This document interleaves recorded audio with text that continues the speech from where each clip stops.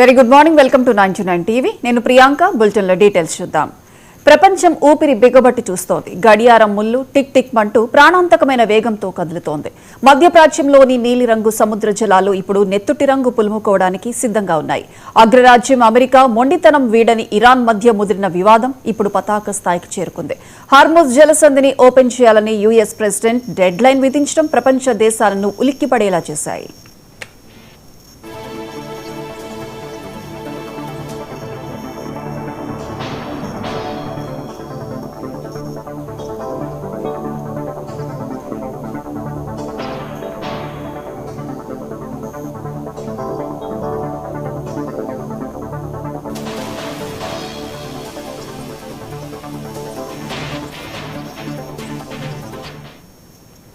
ప్రపంచం ఒక భయాందోళన చెందుతోంది.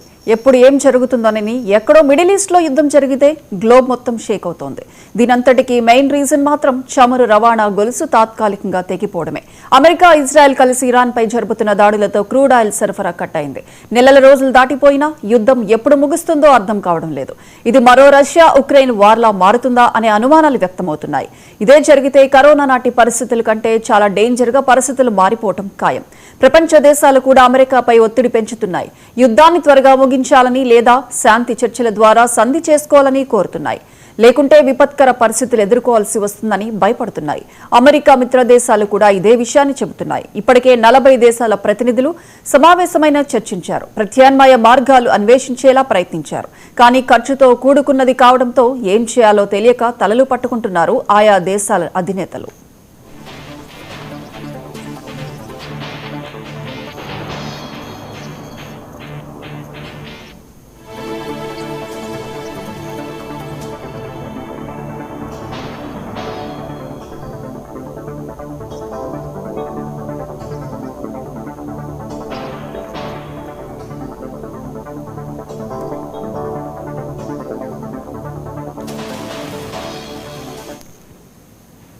కరవమంటే కప్పకు కోపం, విడవమంటే పాముకు కోపం అన్న మాదిరిగా ఉంది అమెరికా ఇరాన్ సిచ్యువేషన్. మ్యాప్లో చూస్తే ఇదొక చిన్న నీటి మార్గం. కానీ దీని ప్రాముఖ్యత తెలిస్తే ఆశ్చర్యపోవాల్సిందే. ప్రపంచానికి అవసరమైన చమురులో 3వ వంతు ఈ హర్ముజ్ మార్గం గుండానే ప్రవహిస్తుంది. ఇది ప్రపంచ దేశాల పారిశ్రామిక రక్తం వంటిది. అలాంటిది కీలకమైన మార్గాన్ని ఇరాన్ అడ్డుకోవాలని చూడటం, దానికి అమెరికా అడ్డుకట్ట వేయాలని ప్రయత్నించడం ఇప్పుడు పెను యుద్ధానికి దారితీస్తోంది. ఇది కేవలం 2 దేశాల మధ్య గొడవ కాదు, ప్రపంచ ఆర్థిక వ్యవస్థ ఉనికికి సంబంధించిన పోరాటం.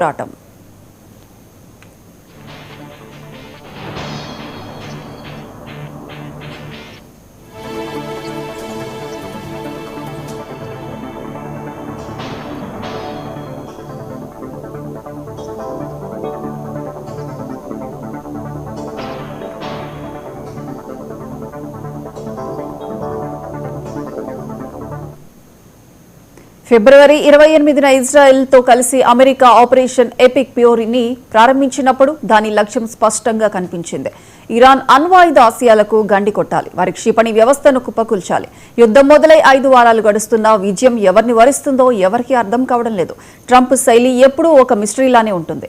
ఆయన కొన్నిసార్లు శాంతి గురించి మాట్లాడతారు, మరికొన్నిసార్లు విధ్వంసం గురించి హెచ్చరిస్తారు. ఏప్రిల్ 6 వరకు ఇరాన్కు గడువు ఇస్తూ చర్చలకు అవకాశం ఉందని మొదట మృదువుగా మాట్లాడిన ట్రంప్ ఒక్కసారిగా తన స్వరాన్ని మార్చేశారు. సోషల్ మీడియా వేదికగా ఆయన సంధించిన అక్షర అస్త్రాలు ఇరాన్ పాలకుల నిద్రను చెడగొడుతున్నాయి. ఇక చర్చల సమయం ముగిసింది. కేవలం 48 గంటలే మిగిలి ఉన్నాయి. ఈలోగా జలసంధిని తెరవకపోతే అమెరికా తన విశ్వరూపం చూపిస్తుందని ఆయన చేసిన హెచ్చరిక ఇప్పుడు యుద్ధ విమానాల ఇంజిన్ల గర్జనలా వినిపిస్తోంది.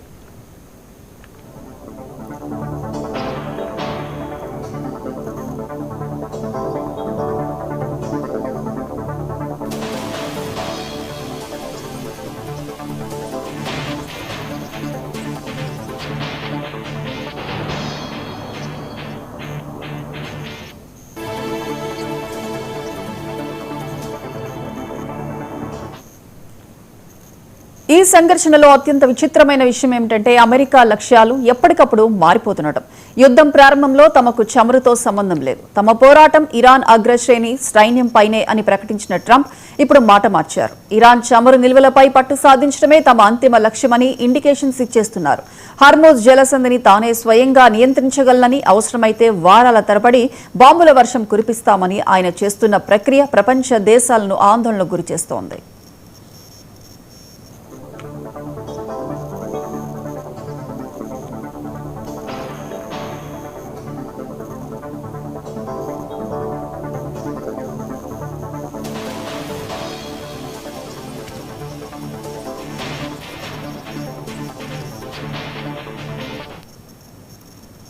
మరోవైపు ఇరాన్ కూడా ఎక్కడా తగ్గడం లేదు. అమెరికా ఆంక్షలు హెచ్చరికలకు భయపడబోమని తెలుపుతోంది.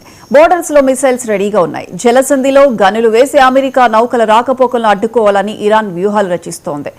అటు అమెరికా విమానవాహక నౌకలు ఇప్పటికే ఆ ప్రాంతాన్ని ముట్టడించాయి. ఆకాశంలో డ్రోన్లు, సముద్ర గర్భంలో జలంతర్గాములు, ఏ నిమిషంలో ఏం జరుగుతుందో తెలియని నిశ్శబ్దం అక్కడ ఆవరించి ఉంది. ఆ సైలెంట్ వెనుక భారీ పేలుడు దాగి ఉందని అందరికీ తెలుసు.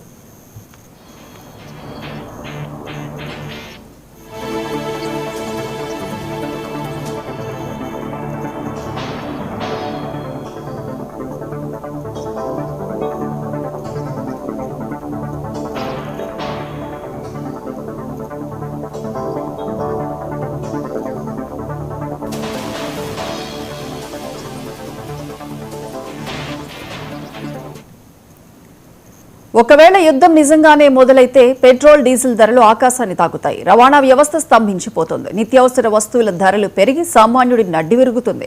అందుకే భారత్ లాంటి దేశాలు ఈ పరిస్థితిని నిశితంగా గమనిస్తుంది. చమురు సరఫరా ఆగిపోతే అది ప్రపంచ ఆర్థిక మాంద్యానికి దారితీసే ప్రమాదం ఉంది.